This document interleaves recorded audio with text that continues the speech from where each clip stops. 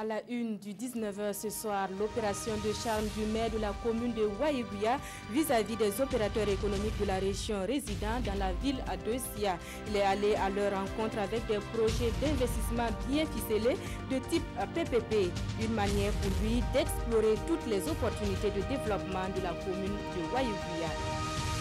Et puis réduire la féminisation de la pauvreté par la professionnalisation et la modernisation des entreprises des femmes rurales. C'est la raison d'être du Centre d'incubation féminin en entrepreneuriat agricole.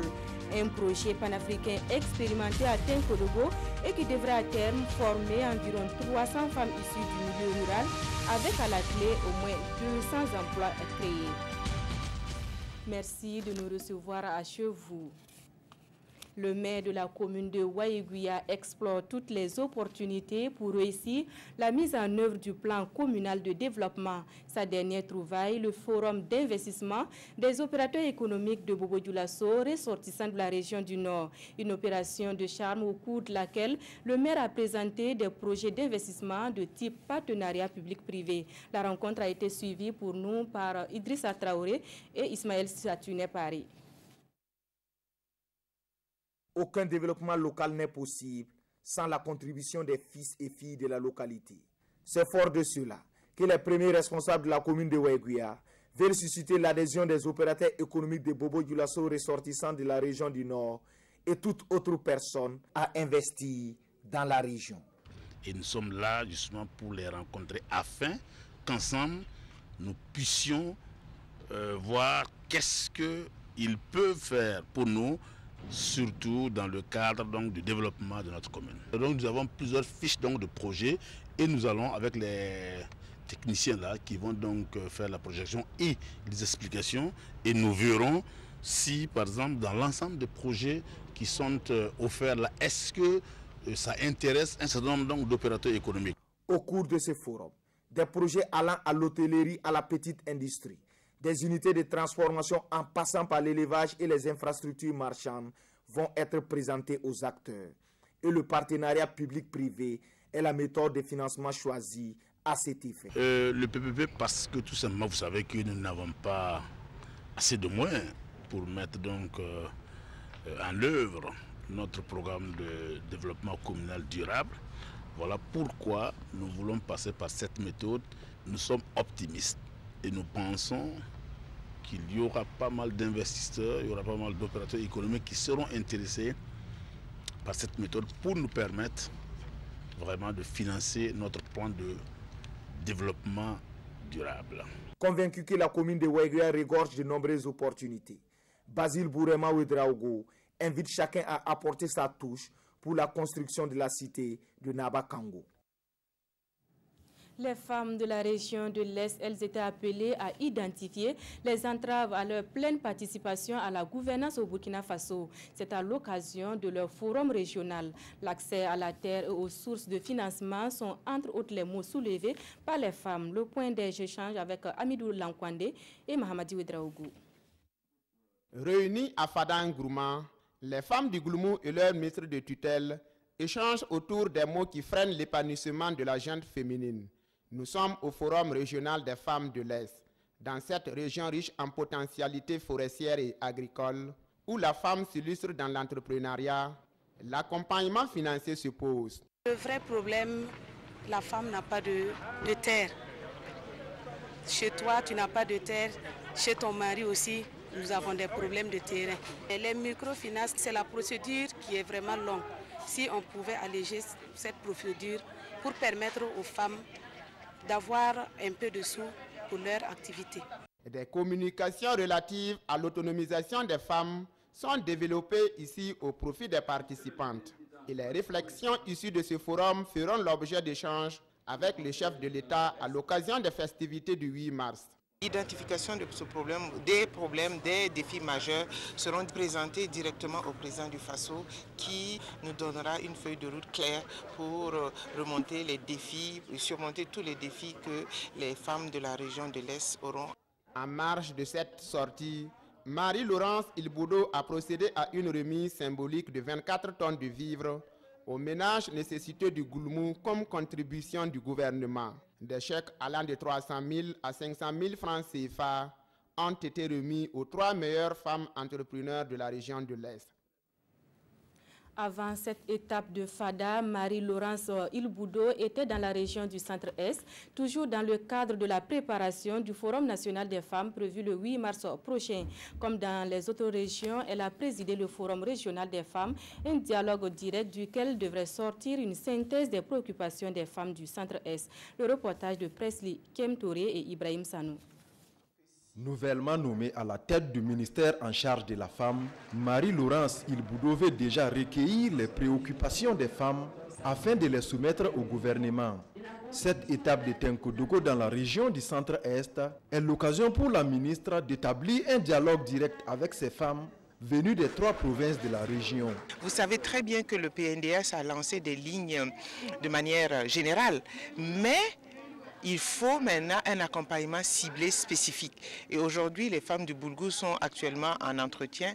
Elles vont réfléchir et voir comment nous pourrons les accompagner. Elles vont enlever 4 axes prioritaires sur lesquels mon département va accompagner la région du Centre-Est. Et c'est à l'issue des communications sur des thèmes comme la participation de la femme à la gouvernance, état des lieux, défis et perspectives, que ces axes prioritaires sont définis. Nous recommandons au gouvernement la révision des conditions et des délais d'octroi et de remboursement des prêts octroyés par les institutions de microfinance et la subvention des garanties pour les crédits sollicités par les femmes auprès des institutions financières. Construction d'un centre d'accueil pour les femmes et les filles mères, nos enfants, qui fréquentent, qui tombent en grossesse et qui sont chassés parfois par les parents parce qu'ils ne sont pas d'accord. Plus tôt dans la matinée, la ministre a effectué une visite de courtoisie au roi de Tenkodogo. Après l'étape du Centre-Est, la délégation met le cap sur la région de l'Est, où la ministre devra s'entretenir avec les femmes de cette région. Voilà, nous restons dans la région du Centre-Est qui est l'heureuse bénéficiaire du centre d'incubation féminin en entrepreneuriat agricole. Un centre financé par le NEPAD et conduit par la CEDEAO et qui se donne pour mission la réduction de la féminisation de la pauvreté par la professionnalisation et la modernisation des entreprises des femmes rurales. À terme, 300 femmes devraient être formées avec à la clé 200 emplois à créer. Nous retrouvons Presley Kemtouré et Ibrahim Sanou pour le compte-rendu de la cérémonie de lancement officiel du centre. Un centre d'incubation féminin en entrepreneuriat agricole au profit des femmes du Centre-Est. Ce centre vise à réduire la féminisation de la pauvreté à travers la formation. Une formation qui permettra aux femmes rurales de moderniser leur entreprise. Au regard de cet investissement important manifesté à l'endroit des organisations féminines du Centre-Est, permettez-moi de saluer le gouvernement du Burkina Faso, ses partenaires techniques et financiers, la CEDEAO, pour ce geste qui vient réconforter les femmes de la région dans la quête permanente de mieux-être. L'opérationnalisation du projet, faite par la maison de l'entreprise, est financée par le NEPAD. Et c'est le Burkina Faso et la Sierra Leone qui sont choisis pour conduire cette phase pilote mise en œuvre par la CEDEAO. C'est le pays aussi qui est leader, qui a été choisi dans le cadre de ce projet d'autonomisation des femmes, qui marque vraiment la transformation de nos femmes agricultrices en femmes leaders dans l'entreprise.